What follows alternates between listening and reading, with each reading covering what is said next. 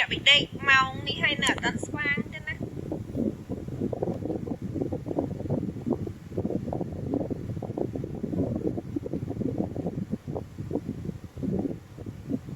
កតែជិះតែកឆាប់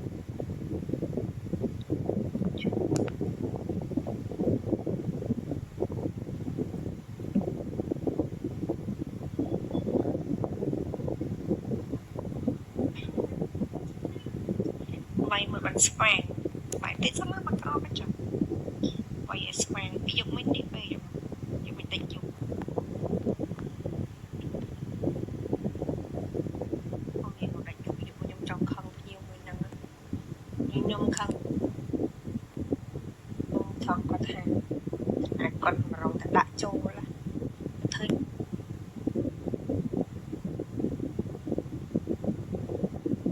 ញល់ចោះញល់ឡើងសុំតម្លៃអូនជួប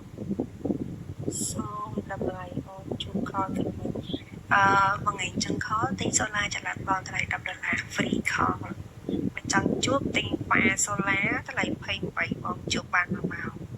បើបងទិញកង្ហារសូឡាថ្លៃ40ជួបបាន2ម៉ោងកន្លះមកវិញថារងអាដកក្រាទិញមើលឡើង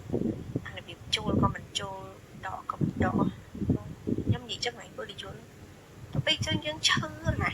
ខឹងវិញចង់ណានិយាយមែនណាកុំតភ្ញៀវបើសង្សារឬក៏ប្តីឯងកាច់កមក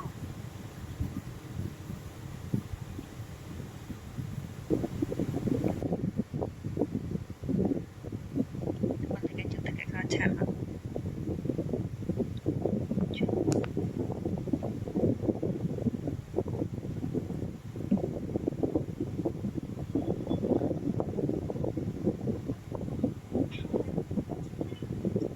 វាយមើលបានស្វាង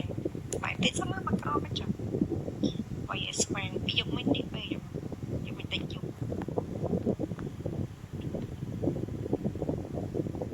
អូខេមកដាច់យកខ្ញុំចង់ខឹងភ្ញៀវមួយហ្នឹងខ្ញុំខឹង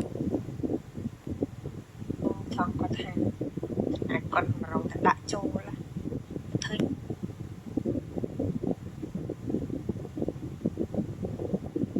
ញល់ចោះញល់ឡើងសុំតម្លៃអូនជួបសូមតម្លៃអូនជួបខលទៅមួយថ្ងៃចឹងខលទិញសូឡាចល័តបងថ្លៃ$10 free call បើចង់ជួបទិញប៉ាសូឡាថ្លៃ28បងជួបបាន1ម៉ោងបើបងទិញកង្ហារសូឡាថ្លៃ40ជួបបាន2ម៉ោងកន្លះម